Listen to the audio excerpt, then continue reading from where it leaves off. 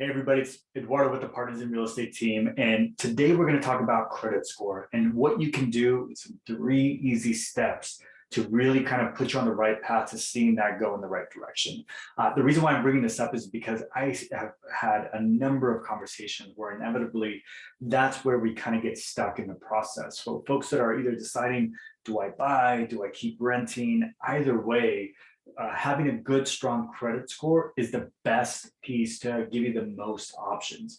And so I wanted to just kind of put this video out there today to kind of share some of the tips that I have shared with a number of clients that have had excellent results. I'm actually going to be posting a video of a conversation I had with the client where I gave these same exact tips to, and was just so excited to share, as was her partner, about what just seeing the growth in their credit score over the last few months. And so I know this works, and it's stuff that you can do literally the moment you finish watching this video. So let's get started. So for those of you that haven't really kind of explored what makes up your credit score, there's essentially 5 components that make up your credit score: your credit history, the percentage of credit that you're using, and the payment history, right? So those are the top 3. So how much you're actually using is about 30%. Your history of payments made on time is at 35%. So those are the 2 biggies, right? That's 65% of your credit score right there in those 2. The next highest one is the length of history of your credit. So how long have you had your credit for? That's 15%. So already right there, you're accounting for 80% of your credit score, just in those 3 items: the percentage being used, the history of on-time payments, and the history of how long you've actually had the credit for. That's 80% of your credit score. On top of that, you have the credit mix. So do you have loans? Do you have credit cards? Do you have you had a car loan? That actually doesn't work against you. It does play in. They want to see that variety is in there in a very kind of managed way, however. And the final piece is like, how much new credit are you actually accessing? It doesn't actually work against you, right? It's not a big roll. You don't want to go and open a bunch of credit cards, but it actually is something that gets factored in and can actually work in your favor. So because of that, we're going to focus on the 3 items that really kind of impact your history the most, that 80%, because by focusing on that 80%, that's what's really going to jump and skyrocket your credit score in the right direction. So really kind of getting started with the first one. When it comes to how much you owe, which is 30% of your credit score, the biggest strategy that I can offer up to clients is, one, underlying all of this, get a good concrete budget that you're going to hold yourself to, right? Understand what your income is versus your outflow is, so that you can really kind of hold yourself accountable on that level. So that's a totally separate, absolutely critical piece of this conversation. That being said, when it comes to the percentage of credit that you're actually using, how they factor that in is they aggregate all of your consumer lines and they say, okay, in total, they have access to this much credit. What percentage of that credit are they actually using? So just to have an example, let's say that your aggregate of credit line access is $5,000 between however many credit cards you have, 1, 2, or 3, or more. You have access to $5,000. If on a regular monthly basis, you're either carrying over or you're spending about $2,000, that's 40% credit usage, okay? That is not where you want it to be. In order to get the highest score for that component, you want it to be closer to between 10 to 15% of your total credit usage. So if we're just using that same $5,000 example, where that would put you at about $750 total being used, which is a very small amount, right? And so there's a couple of options that you have on that. One option is, if you have the funds available and it's not going to impact other plans and you want to pay down your debt, you're welcome to. That's definitely a strategy that's available to you. I'm a fan of liquidity, and so I'm going to offer a slightly different approach to it. As long as you're in good standing with those credit card companies, you've been doing the minimum payment, if not paying it off every month, which is what I would encourage you guys to really kind of work towards. If you're in good standing, call the credit card company and ask for a credit line increase. I know a lot of people say, what? That sounds counterintuitive.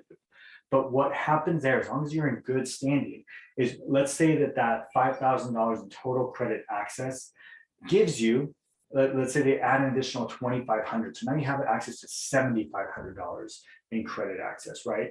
When you do the math on that, if you're still spending that $2,000 per month, all of a sudden, and I should have had my calculator open for me, that same $2,000 now represents only 26% of that $7,500 amount that you have access to, right? And so you see how you haven't quite cut it in half, but the percentage is much more favorable to you. And so that's strategy number one that I would encourage you to check out. Talk to your credit card companies, see if you can increase your line of credit, but have the intention of not also increasing your spending. The goal is to keep your spending at current levels, if not lower, but only increasing your credit limit so that you have access, so that you show a smaller percentage of credit being used. I take advantage of this all the time whenever a credit card company says, hey, would you like to increase your credit limit? I say, yeah, my expenses don't change. I very much manage my expenses and pay off my credit card every month, but now I have a higher credit limit that I have access to. So it shows like an even smaller percentage of my credit being used at any one time. That's strategy number one. Strategy number two is history of on-time payments. A lot of people, look at this and say, gosh, there's not a whole lot I can do because that's just going to take time. If I haven't had a good history of on-time payments, I have to start making them, and it's going to take time for me to show that, right? Absolutely. That's one route that you can take. The other route that you can take is a route where if you have somebody that you know, love, and trust, and that knows, loves, and trusts you, is to have a conversation with them and say, hey, grandma, grandpa, mom, dad, brother, sister, friend, whatever it is, I'm trying to kind of get my credit in order because I have some plans that I'd like to take advantage of this next year, whether it's buying, renting, whatever it is. And in order to do that, I need to work on improving my credit. The strategy I recently came across was, if you're comfortable with it, would be adding me as an authorized user on your credit card account. I have no intention of ever using the credit card, so don't even send it to me. Feel free to just shred it when you get it. But by adding me as an authorized user on your credit card account, I get to piggyback on your good credit. The key there is to make sure you're having that conversation with somebody that has good, strong credit. If they're in the same kind of struggle as you, it's not going to be to anybody's benefit. But by you being able to piggyback on somebody that has that good, strong credit history, right, that has the on-time payments, that has the low percentage being used, that has had credit history for an insanely long time, right? Like I'm finally getting to that 15-year mark that they're looking for. Those are the pieces that are going to benefit you immensely. And remember, payment history, on-time payment history is 35%. That's the biggest chunk of what gets factored into your credit score, right? So that combined, the additional periphery benefit of that is that the other big chunk is the 15%. So 50% is 35% is on-time payments and 15% is length of history.